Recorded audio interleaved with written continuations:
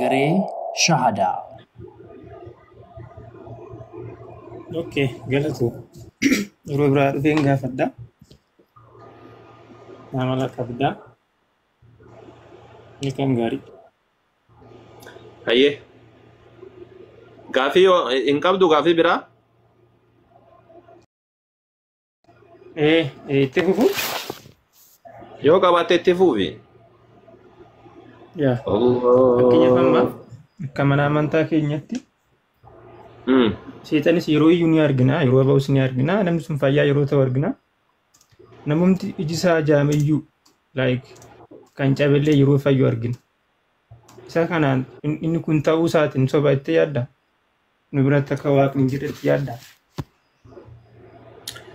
Wallahi isa kana wal qabatee yaa goobaji koo shayaaxiin nama sobdi. Bakka kana sheexaanonni nama soban. Sheexaanonni namoota hedduun jallisan. Hatta amma kiristaanni akkana godha jetta malee warra hindoozimii bira hodhayte kana ol argita. Warra hindoozimii bira hodhayte saati kana internaashinaala ta'anii hojjechuu jiran. Internaashinaala ta'anii hojjechuu jiran. Bakka hundatti wannaa dhaabanii jechuudha. Mana yaalaa dhaabanii hojjechuu jiran. Warra hindoozimiidha jechuudha. Isa kana wal qabateeti achitti namni fayyuu jira asitti maal isa kana wal qabatee maal jedha Yesuus Kiristoos Maatewos boqonnaa 7:21 irratti nama jaalala abbaa koo isa waaqara hojjetutu mootummaa waaqayyotti gala malee namni yaa gooftaa naan jechuudhaan itti gala miti jedhee namoonni hedduun guyyaa dhumaa sanatti natti dhufanii jedha nuti yaa gooftaa maqaa kan keetiin hafuurota hamoota baafneerra raajii hojjenneerra hojii dinqii baay'ee hojjenneerra naan jedhu ani garuu gonkuma isin hin beekuutiin irraa deemaa isaanii jira jedha. Sheexaanonni nama jallisuudhaaf waan kanaa oliyyuu hojjetan. Macaafni dubbata. Sheexaanni nama gowwoomsuudhaaf kanaa oliyyuu hojjettii jedheetiin dubbata jechuudha. Macaafni matammaan macaafaatu.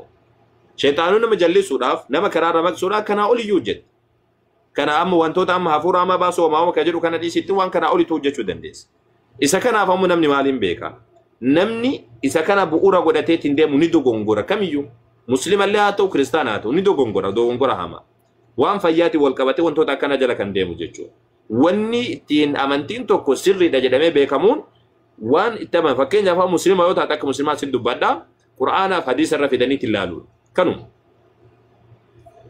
Muslima ta'ee amma akka peenteedhaa hojjetu olitti hojjetu jira. Muslima ta'eetiin akkanumatti harkaan tuqeetiin hafuurri hamaan ati jettu kun namni laamsha'eellee namni maal hidhee lafaa keetiin deemu jira.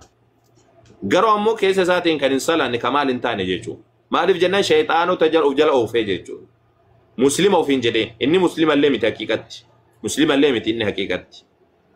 Shayaaxiinni jallina kan keessi argannaan si jala deeman. Waa hedduu gochuu danda'an. Waan nama gowwoomsaniin jechuudha. Raajonni sobaadhaan wanni uummata gowwoomsaa turanii karama kanaan. Wantoota akkana kana fafakkeessaniituma nama soban. Kanaafuu wanni akkanaa kun amantii dhugummaan mirkaneessu. Inni kun amantiin tokko dhugummaa isaadha hin mirkaneessu jechuudha. Isa kanaan amantii qabaachuu hin danda'a. Amantiin macaafa irratti dhaabbata malee. Okay, gaaffii tokko gaafadhee xumura.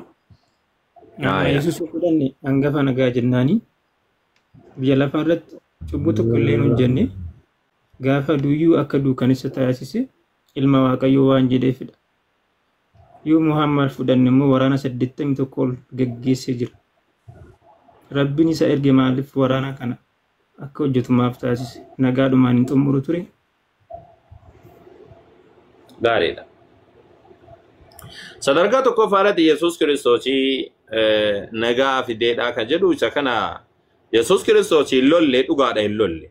Hin lolle. Sababni hin loluu dhabeef ammoo humnallee ittiin qabu kophaa jirallee waan ta'eef barattoonni isaadha nama 120 qofa. Walumaa galatti warri 80. Hojii ergamoota boqonnaa tokko lakkoofsa 20 irratti hin dubbata. Barattoonni isaadha nama 120 qofa. Nama 120 ammoo empire Roomaadhaa loluu ni danda'a. Hin danda'u. Nama 120 jechuun bar waan kakkabalanii ari'an. Lolli namoota akkasiif hin hayyamamu. Lolli nama haganaatti hin hayyamamu. Lolli kan hayyamamu hatta islaamummaa keessa ammuma kana jechuudha. Rabbiin subhaanahu wa ta'ala yoo dandeettiin qaban siif hin hayyamu. Ammayyuu hin hayyamu. Islaamummaa keessatti hin hayyamu. Nama agasiitiin jechuudha. Nabi Allah Isa alayhi salam yookaan Yesuus nama 120 eenyuun loluu danda'a. Empire Roomaatiin lola. Moo macadisee shiftaa ta'ee bosona gal. Hin danda'u. nama dhibbaaf diidama jechuun bar waan xiqqoodha yaa goobazii koo waan agana dhaabbatu jechuudha sanii. Yesuus Kiristoos saba saniif jecha lolle isarratti illee rabbiin dirqamaan goone. Garuu ammoo lola duraan nabiyyoonni duraadhaa lolaatiin turan shaaree jira hin shaarre Yesuus. Shaaramillee hin jenne.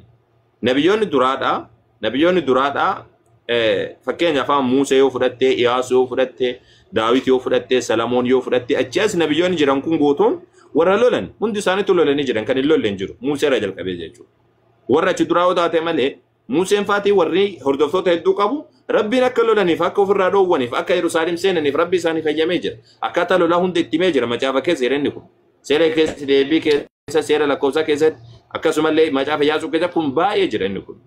Seerri isaanii sun ammoo jigee jira yookaan kuffifamee jira jedheetiin dubbata Yesuus hin jenne. Maatoos boqonnaa 5:17 irratti inni higgina የነብያትን ትምህርት ለመሻር አልመጣሁም ጀለ ሲገልቴ ሻሩፍ እንዱፍኔ ነብዩ ሴራፊ በርሲስ ራጆት አዳጀ ኢሳን ሰንገድራ ቦዳ ለመፈጸም ነው የመጣሁት እንጂ ለመሻር አልመጣሁም ጀለ ገድራ ቦዳ ፈማለ ሻሩፍ እንዱፍኔ ጀሌት እንዱበታ ጀቹ ሁና ከሰን ነብዩ መሐመድ አሙ አለይሂ ሰላቱ ሰላም ከራ ነጋ ማፍን ፍለኔ ከንጀዱ ላ ከራ ነጋ ዳ ፍለታ ማለ ያ ጎበዚኮ ከራ ነጋ ዳ እስላም ማከዘ ፍለታ ማለ ረቢን ሱብሃነሁ ወተዓላ وإن جنحوا للسلم فاجنح لها سورة التفارتي وإن جنحوا للسلم فاجنح لها جن يو إسان نغاتي دبني نغا وججران نجرا نغاتي دبي جران نغيني في التمار إسلام ما كسر نغاتو في التمار رب سبحانه وتعالى لا ينهاكم الله عن الذين لم يقاتلوكم في الدين ولم يخرجوكم من دياركم أن تولوهم أن تبروهم وتقسطوا إليهم ورّا سنين اللولي ورّا اللولي سنين تنبني ورّا بيكيسان سنين بافني warra akkasiidhaa saniisin tole itti ooluu fi akkasumallee haqatti dalaguu irraa isin dhoowwu jedha nagaa wajji jiraachuu isin dhoowwu nagaa wajji jiraadhaa jedha ka rabbiin isin dhoowwu ka lolaanii rabbiin subhaanahu wa ta'aala jedhu warra biyyaa isin baasa warra isin lolanii jedheetiin dubbata si galtee warra biyyaa isin baasa warra isin lolanii jedha biyya keessan isin ari'a nabiyyiin Muhammad alayhi salaatu wasalaam gaafa ergaman waggaa 13 guutuu makkaa keessa turan hin lolle rabbiin callisaa salaata jedheen hin lolle waan tokko nama tokkollee rukutan hin beekan haga barattoonni isaanii nama meeqa du'e fakkeenyaaf amma Yaasir kan jedhamu du'eetiin jira hin ajjeefam Sumayyaan hin ajjeefam barattoota nabiyyi Muhammad alayhi salaatu wasalaam barattoonni isaaniidha nama 90 wayitu baqatee biyya Habashaa dhabe hedduun isaanii qixaatamanii kun biyya ba'ee kun baqatee haga akkana ta'an guutuu nabi Muhammad alayhi salaatu wasalaam waggaa 13 guutuu lolle erga sanii Madiinaatti galan biyya ofiidha gadhiisanii qe'ee ofii gadhiisanii akka isaan baqatan godhan yaalii ajjeechaatiin jechuudha erga biyya bahanii ammoo rabbiini ufirraa dhoowwaati jedheeti rabbiin hayyama godhe erga biyya baanii yoo haga waggaa 5dha ufirraa dhoowwaa turan nabi Muhammad dhaqanii lolle nama tokkochaan dhaqaniitiini sigaltee dhaqanii lolle nama tokkichaan haga waggaa 5dha jechuudha nama tokkoyyuu dhaqaniitiin lolle nabi Muhammad alayhi salaatu wassalaam qe'ee isaan keessa jiran bakka isaan baqatanii jiranitti namni jarri dhuftee isaan fixuudhaaf jecha lola kan dafaa keessattuu haga ruuhin barattoota nabi Muhammad laal kokkeen as geettu takkatti akkas cinqaman sigat maaliif jennaani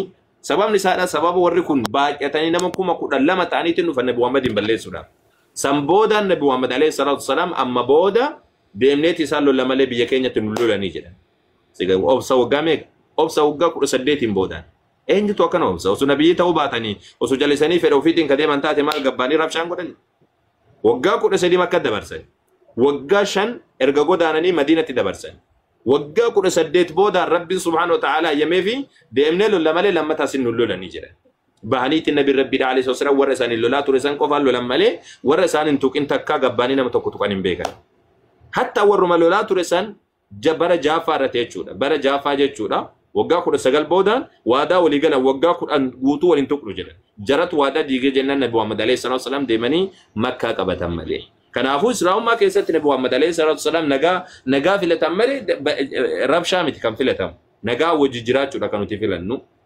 nagaa wajji jiraachuu nama wajji nagaa baanee galu isa kanatu filatamaadha islaamummaa keessatti isin jechuudha.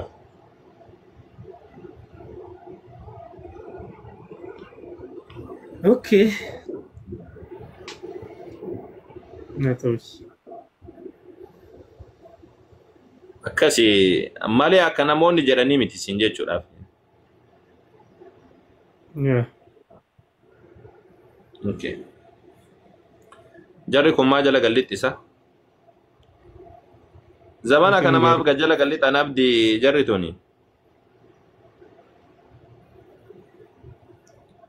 كريستان أسلوف قوتون ساتو جلوما قال لي والله بين عملوا ما قلت أنا kun لا وادو hundi isaa تيمامي akkasuma جرانتي tokko بكاتا nama بيكتي akkuma seenan hin jala seenan وادو تيمامي جرا eegaa jirra gidduu kana namoota akkasii kana akiid gadi buusuma ta'a. إيه واتو تيمامي جرا بر واتو تيمامي جرا دكاتي أكاد ولا جراني والله قوة ده يا قوة كيسالي قوة ما ترشان namni akkamitti dhaqee riippoortii goona jedheetti waan riippoortii goona jedhee namni dadhabbii keessa agarsiisa kun mana riippoortii goona jettan isa ragaan dubbachuu dadhabdanii silaanutu iyyuu riippoortii goona akka baay'ina kennaatiif guyyaa tokko isin irraa yaaneetiin dhukkee isin irraa kaafne laakiin nuti riippoortiitti namannu maaliif jenna maal barsiiftanii maal gootanii jenna isin sodaannasa nama dadhabaatu riippoortii godha jedheetiin deema nama gaafa dadhabeedha ragaadhaan wanna isa taasa'u jiru ragaadhaan maaf hinaa soomne dhuftanii haga garee keessan madattanii riippoortii goona jettan garee keessan madattanii riippoortii goona maal goona haga jettan dhuftanii mammareen maaf hinaa soomne أولي أول deebite ol baatee boo نقرتها sagalee ol qabsi dhaga'utti hin jiru نقاجرت أول nagaa jira alhamdulillah قافيو يوسو قافة إنا يمتا hay gaafadhu eegaa akkoon qabu أمانتي مسلمة الرئيساني هندوني مود إجرا كوي du'ee hin jiru Ga'u gaggabaabsaa wal nu haa ga'u. إيش okay du'ee hin jiru yaa goobas أيش بكتة وهي حديثة تقول كيسا باسه وسيدو بس نامنتا maal si amana ree ani hadiisa amana malee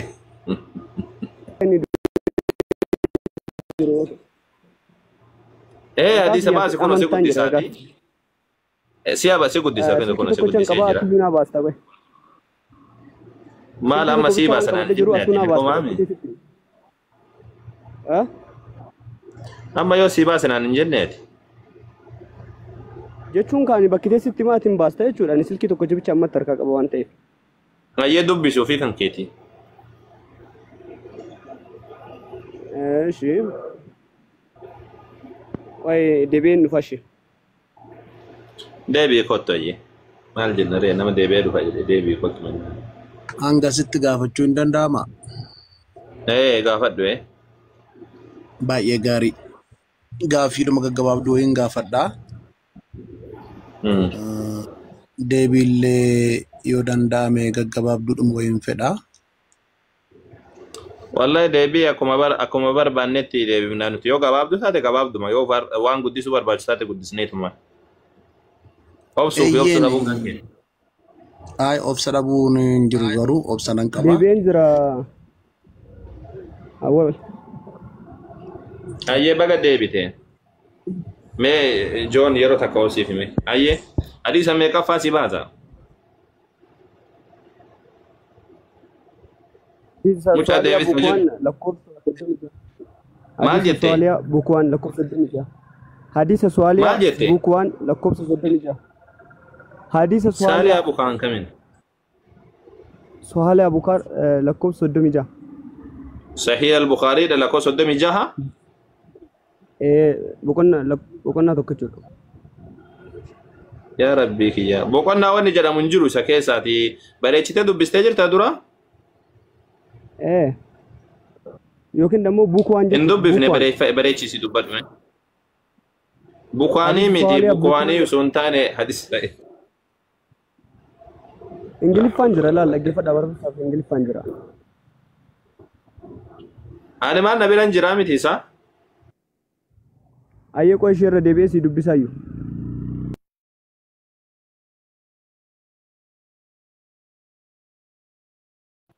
ayyee dubbisi abdii jirtanii isaa